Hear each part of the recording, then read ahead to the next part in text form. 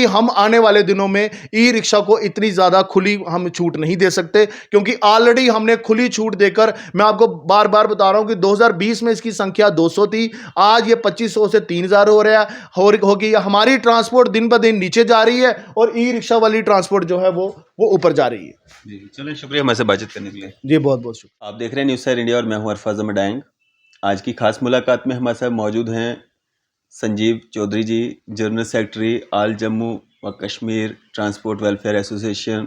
Sir स्वागत है आपका न्यूज़ सर इंडिया में। जी जी बहुत बहुत शुक्रिया आपका। संजीव भाई, अगर बात करें हम, जिस तरह से दौर बदल रहा है और जो ई रिक्शाज आ गए हैं, अगर हम बात करें आपके एसोसिएशन की, तो किस तरह के व्यूज़ आपके पास आते हैं लोगों के, आपके जो लोग जुड़े हुए हैं आपके साथ ट्रांसपोर्ट महकमे से, तो किस तरह के व्यूज़ आते हैं? क्या कोई दिक्कत परेशानी इन ई रिक्शा से उनको आ रही हैं?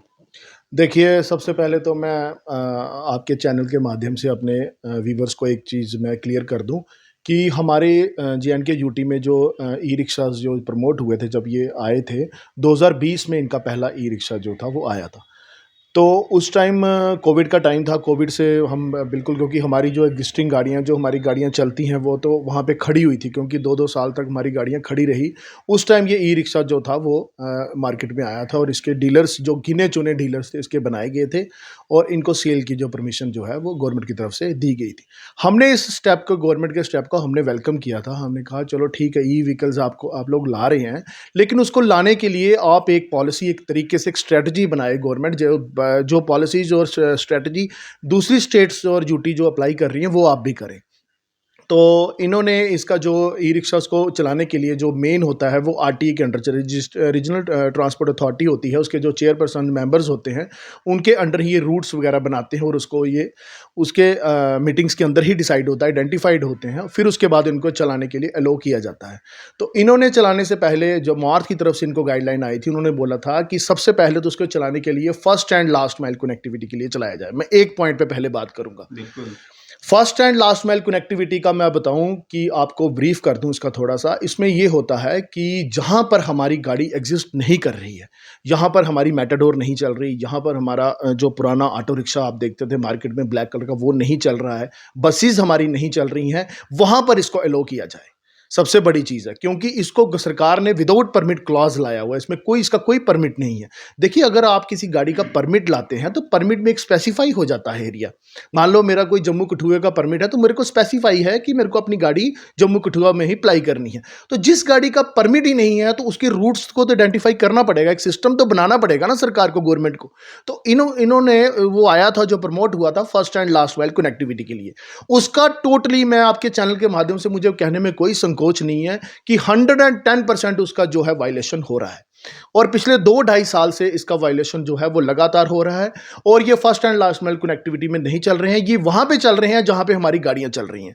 और आप भी उनको कवर करते होंगे अपने चैनल से, डेली हमारे कहीं ना कहीं हमारी जो एग्जिस्टिंग गाड़ियां हैं उनके साथ इनके क्लैशेस हो रहे हैं। ठीक है, तो उसका ये मुख्य कारण है कि सरकार एक पॉलिसी तो अंदर बैठ के कमरे में बना लेती है, लेकिन उसको इंप्लीमेंट करने में सरकार बिल्कुल विफल रह जाती है। कि इसका ट्रैफिक डिपार्टमेंट होता है, मोटर व्हीकल डिपार्टमेंट होता है इसके साथ मीटिंग्स में, तो उसको first and last mile connectivity के लिए लाया तो आप चलाइए उसको। हम चलाने के लिए वो नहीं बोल रहे, लेकिन हमारे रूट में अगर ये चलेगा तो वो तो हमारे लिए भी मुश्किल क्रिएट होगी और दूसरा वो जो एग्जिस्टिंग गाड़ियां हैं उनके लिए भी हमारी जो मुश्किल है ये इसके कारण आ जाएगी। एक बात ये है। दूसरा ये था कि इनके जो रूट्स थे, इनका check on area of operations, इनके एरिया जो थे आइडेंटिफाई किए जाएं कि ऑपरेशन किस एरिया में इन्होंने अपना करना है। ठीक है, मान लो कि अगर आप इसको एक रूट इनका लेते हैं, जैसे कोई बेली चराना टू एशिया होटल, मैं एक एग्जांपल ले रहा हूं एक रूट की। ठीक है, इस रूट के ऊपर हमारी कोई गाड़ी नहीं चलती, तो आप इसको चलाइए, हमें चलाने में कोई वो दिक्कत नहीं है। लेकिन ये वहां पे नहीं चलते हैं, ये वहां पे चलते हैं जहां पे हमारी ऑलरेडी गाड़ियां एग्जिस्ट कर रही हैं। ये एक दूसरा कारण ये हो गया। तीसरा कारण हमारा ये है कि इसको सरकार ने बोला था कि एनएच जो भी नेशनल हाईवेज या डिस्ट्रिक्ट रोड्स हैं, डिस्ट्रिक्ट मेन रोड्स जो होते हैं, उनसे इनको दूर रखा जाए। क्योंकि मान लो कि जैसे जम्मू से कठुआ हमारा NH 44 है, वहां पर ये अप्लाई नहीं कर सकता। आरएसपुरा टू सतवारी जो हमारा रूट है, यहाँ पर ये अप्लाई नहीं कर सकता। जम्मू से लेके अखनूर तक जो हमारा रूट है, वहाँ पे ये अप्लाई नहीं कर सकता।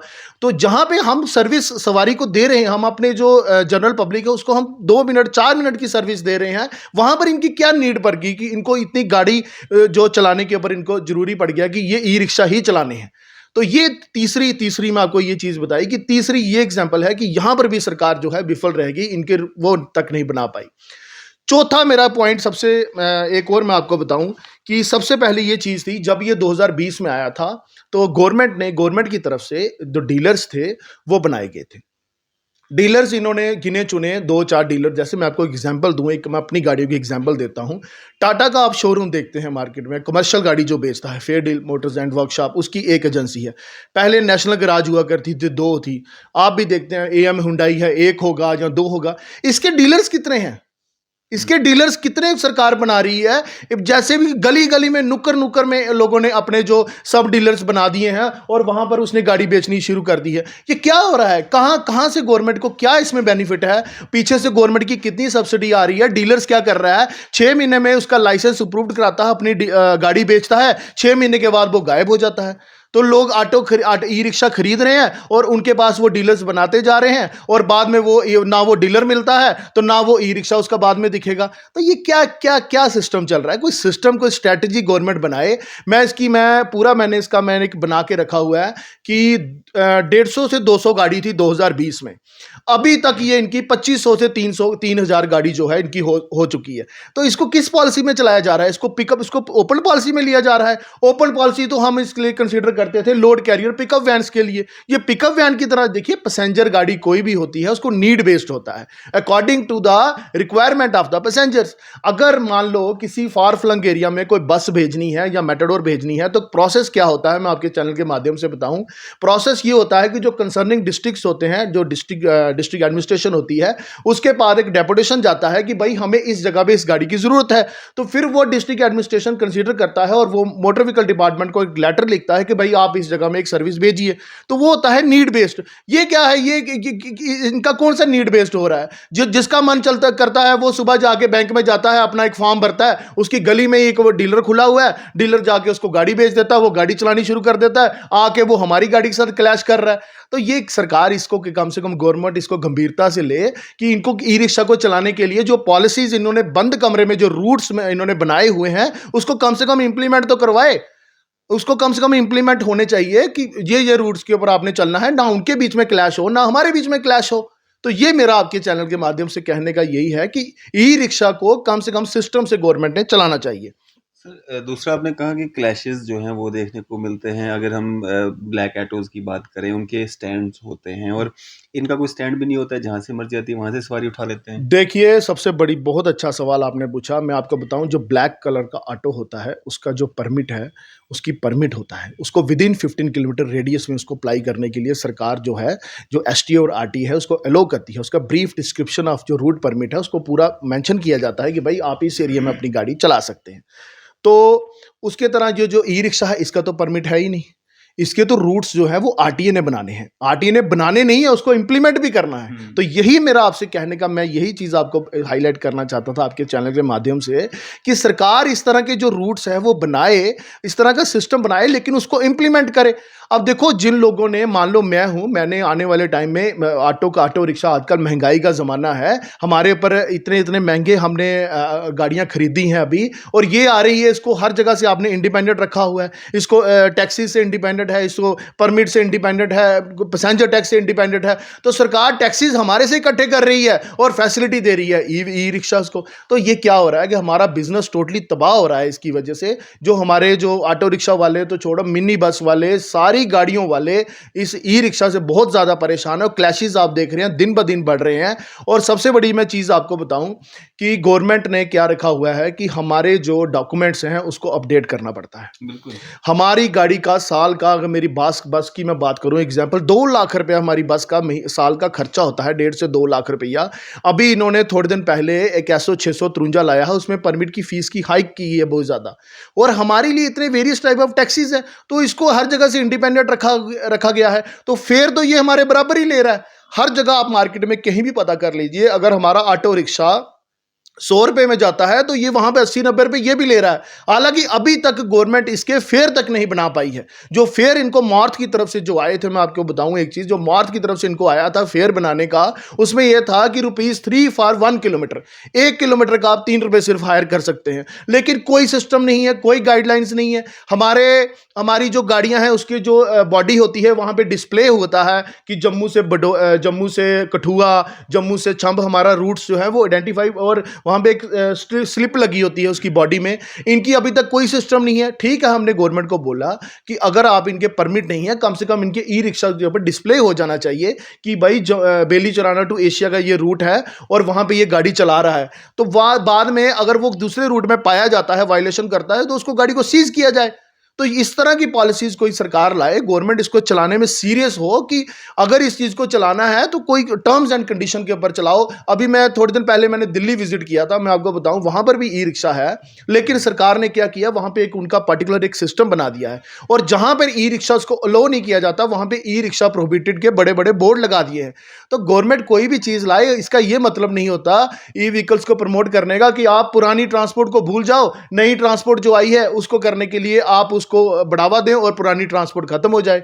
हम देखो, हमारी गाड़ियां भी हैं, हमने भी अपनी गाड़ियां चलानी है। अभी थोड़े दिन पहले एक कुंजवानी में एक आपने देखा एक लड़ाई झगड़ा हो गया ई रिक्शे वाले साथ। अभी सिटी में डेली हो रहा है, हम डेली मेरे को कंप्लेंट्स आ रही हैं। मुझे कम से कम 10 रिप्रेजेंटेशंस वेरियस ट्रांसपोर्ट जो हमारे ग्रुप्स हैं, जिसमें ऑटो रिक्शा है, जिसमें बसेस हैं, मेरे पास आ चुकी हैं all J and K transport welfare association को, और मैं सबका एक एजेंडा तैयार कर रहा हूं, एक सिस्टम। और कल ही हमारी एक बहुत बड़ी चेयरमैन साहब की अध्यक्षता में हमारी मीटिंग हुई है। वहां पर हमने ये डिसाइड किया है कि हम ई रिक्शा को लेकर, क्योंकि बहुत ज़्यादा हमारे को लेकर ट्रांसपोर्ट को बहुत ज़्यादा इसका हमारी जो एग्जिस्टिंग गाड़ी है उनको बहुत ज़्यादा फ़र्क पड़ा है, उनका बिजनेस बिल्कुल नहीं रहा है। और मैं आपके चैनल के माध्यम से यही चीज़ बताना चाहता हूँ कि सरकार कोई भी चीज़ लाए, पॉलिसी लाए, कोई सिस्टम से कोई भी चीज वो है वो चलाए, लेकिन हमें चलाने में उसमें कोई नहीं है, लेकिन सिस्टम से ये चीज लाए। और दूसरा, ये जो डीलर्स हैं इनको देखा जाए कि एक रूट के ऊपर इन्होंने कितनी गाड़ी बेचनी है। पहले आरटीए रूट बनाए, फिर ये नहीं है कि एक रूट के ऊपर आप 20 गाड़ियां बेचोगे, वहां पे 200 गाड़ी हो जाएगी, तो हमारे से क्या क्लैश होगा, ई रिक्शा वालों को आपस में ही क्लैश होना शुरू हो जाएगा। तो कोई भी सिस्टम है, गवर्नमेंट है, सिस्टम से लाए, प्रॉपर तरीके से लाए, इस तरह से हमारा बिजनेस वो है खराब ना करे। संजीव जी, अगर इसमें कोई सुधार नहीं होता है या एडमिनिस्ट्रेशन में कोई सुधार नहीं करती है, तो all J and K transport welfare association का क्या निर्णय रहेगा? क्योंकि ये तो एक आप सचेत कर रहे हैं ना एडमिनिस्ट्रेशन को, उसके बाद का क्या निर्णय रहेगा? देखिए, ये मैं आपको एक चीज़ बताऊं कि ये जो अभी हमारा सिस्टम है, आज हमारा पहला इंटरव्यू इसको लेकर हुआ है, लेकिन हमारी मीटिंग 4-5 दिन पहले ई रिक्शा को लेके हो गई है। चेयरमैन साहब का मुझे स्पेशली कॉल आया था और उन्होंने मुझे बोला, संजीव जी, ई रिक्शा का बहुत ज़्यादा लोगों की रिसेंटमेंट आ रही है, क्योंकि बहुत ज़्यादा, भी मेरी फाइल में आपको दिखाऊं, कम से कम 10 से 15 रिप्रेजेंटेशन जो ट्रांसपोर्ट ग्रुप्स के हैं वो मेरे पास आ चुके हैं, और हो सकता है उन्होंने एडमिनिस्ट्रेशन में भी किसी को दिए हों।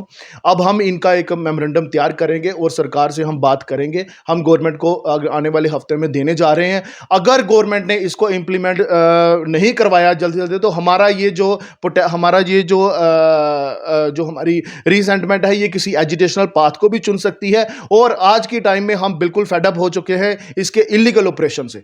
हम देखिए, अब मैं बार बार एक चीज क्लियर कर रहा हूं, हम इसको चलाने के खिलाफ नहीं है। हमने पहले भी सपोर्ट किया सरकार को कि ये चलाए, लेकिन चलाए देखिए स्ट्रेटजी के साथ चलाए। अगर मेरी कोई गाड़ी आरएसपुरा में चल रही है, अगर वो इनको छंब में चलती, मेरी गाड़ी जम्मू टू आरएसपुरा चलती है, अगर वो जम्मू से छंब एरिया में मिल जाए, तो ये उसको वायलेशन ऑफ रूट परमिट का फाइन करते हैं। तो उसी तरह से ये ई रिक्शा इनके लिए भी कोई स्ट्रेटजी बनाए। चलो, इनका परमिट तो नहीं है, लेकिन इसे आरटीए कम से कम इनके रूट्स बनाए और उनको इंप्लीमेंट करे। आप देख रहे हैं मार्केट में जैसे आपको इंसानों से ज्यादा तो ई रिक्शा दिखने लगे हैं। तो क्या इसमें क्या स्कैम हो रहा है? पीछे डीलर्स क्या कर रहे हैं? डीलर्स क्यों गाड़ी इतनी ज्यादा सेल कर रहे हैं? कौन उनको लाइसेंस दे रहा है? इतने ज्यादा डीलर्स इनके बना दिए हैं। और सबसे बड़ी चीज मैं आपको बताऊं, ये जो ई रिक्शा था, ई रिक्शा जो था वो था इसको एक हुआ करता था, लेबर साइकिल रिक्शा हुआ करता था। उसका ये सरकार ने एक अल्टरनेट ढूंढा था, लेबर साइकिल रिक्शा को ही कन्वर्ट करके ई रिक्शा में लाया गया। लेकिन उसका डीलर्स जो थे, अभी मेरे पास फाइल में कागज पड़े हुए हैं, डीलर्स को बोला गया था कि आप 15 दिन की ट्रेनिंग जो है वो देंगे इसको। डीलर्स अपने उसको देगा, जो उसके पास ई रिक्शा लेने आएगा वो लाइसेंस होल्डर होना चाहिए, उसको 15 दिन की ट्रेनिंग मिलेगी, फिर उसको अलाउ किया जाएगा, फिर आरटीए उसको रूट प्रोवाइड करेगी, फिर फिर उसको गाड़ी जो है वो हैंड ओवर की जाएगी। लेकिन इस तरह से कुछ नहीं हो रहा। जो डीलर्स हैं उन्होंने खुद ही आगे बाहर के बंदे रख रही हैं, 500 रुपए उनसे ले रहे हैं, अपनी गाड़ियां चलाने के लिए उनको दी हुई हैं। शाम को 10 ऑटो दिए, 5,000 रुपए इकट्ठा कर लिया। डीलर्स खुद मिलकर डीलर का काम नहीं कर रहे, खुद अपने ऑटो ई रिक्शा वो है वो चला रहे हैं। तो इस तरह से हमारा ये है कि इस तरह से क्लैशेस बढ़ेंगे। हमारा डिस्ट्रिक्ट एडमिनिस्ट्रेशन से और जितने भी आरटीए के जो आते हैं सारी डिस्ट्रिक्ट्स में, हमारा सबसे यही गुजारिश है कि आप प्लीज इस चीज को हल्के में मत लीजिए और इनके रूट्स जो है वो जल्दी से जल्दी बनाए हैं उसको इंप्लीमेंट कीजिए। इंप्लीमेंट, मैं बार बार एक लफ्ज यूज कर, रूट्स इन्होंने बना दिए हैं, कुछ रूट्स इन्होंने गलत बनाए हैं, उसका तो चलो हम इनको बोल दें कि आप रूट्स चेंज कर दीजिए, लेकिन जो बनाए हैं उनको इंप्लीमेंट कीजिए। नहीं तो आने वाले दिनों में ये ई रिक्शा जो है इसके खिलाफ हमारा एक जबरदस्त प्रोटेस्ट जो है वो होगा। Sanjeev ji, transport welfare association में जिस तरह से आपने कहा कि विभिन्न तरह के यूनियंस के लोग जो हैं वो जुड़े हुए हैं, अगर उसी तरह से अगर हम बात करेंगे ई रिक्शा की भी यूनियंस जो हैं वो बन चुकी हैं, अगर वो भी आपके इसमें शामिल होना चाहते हैं, आपसे जुड़ना चाहते हैं, क्या कुछ शर्तें रहेंगी? देखिए, हम अपने साथ किसी को जोड़ने के लिए अभी नहीं कर रहे हैं, हम किसी को अपने साथ इस तरह से नहीं जोड़ते हैं। हमारा एक सिस्टम होता है, हमारी एक पूरी मेंबर्स की हमारी कमेटी होती है, हमारे चेयरमैन साहब हैं, उसमें हमारे सारे एग्जिस्टिंग गाड़ियां हैं जो हम कई सालों से हम सर्विस दे रहे हैं इस ड्यूटी को। हमारा एक सिस्टम है, हम सबको साथ लेकर चलते हैं। जोड़ने का सवाल तो किसी को पैदा ही नहीं होता, लेकिन ये जो ई रिक्शा जो हमारे खिलाफ आज की डेट में जो हमारे लिए बहुत बड़ी सिरदर्दी बन चुका है, इसका हमने हल ढूंढने के लिए हमने चेयरमैन साहब ने मुझे स्पेशली बोला है कि संजीव जी आप जल्दी से जल्दी इस मीटिंग बुलाइए और इनका देखिए क्या सिस्टम है। और हाँ, आने वाले दिनों में हम ये जो आरटीए के जो मेंबर हैं, इसकी जो आरटीए के जो चेयरपर्सन होते हैं वो कंसर्निंग डिस्ट्रिक्ट के डीसीज होते हैं, उनको हम एक लेटर देने जा रहे हैं, एक रिप्रेजेंटेशन देंगे बनाकर, और उसके बाद हम उनको पूछेंगे कि भाई आप इंप्लीमेंट इनको कीजिए। नहीं करेंगे तो फिर हम इसका कोई एजुटेशनल पाथ, कोई दूसरा रास्ता भी चुनेंगे, क्योंकि हम आने वाले दिनों में ई रिक्शा को इतनी ज़्यादा खुली हम छूट नहीं दे सकते, क्योंकि ऑलरेडी हमने खुली छूट देकर, मैं आपको बार बार बता रहा हूं कि 2020 में इसकी संख्या 200 थी, आज ये 2500 से 3000 हो रहा है होगी। हमारी ट्रांसपोर्ट दिन ब दिन नीचे जा रही है और ई रिक्शा वाली ट्रांसपोर्ट जो है वो ऊपर जा रही है। जी, चलिए, शुक्रिया हमारे से बातचीत करने के लिए। जी, बहुत बहुत शुक्रिया। तो ये थे हमारे साथ Sanjeev Chaudhary ji, general secretary all J and K transport welfare association. आपकी इस सब पे क्या राय है? आप भी अपनी राय जरूर साझा कीजिएगा। इसी तरह की मजीद अपडेट्स के लिए आप देखते रहे न्यूज़ शेयर इंडिया। मैं अरफाज मडैंग, कैमरामैन शाहनवाज के साथ।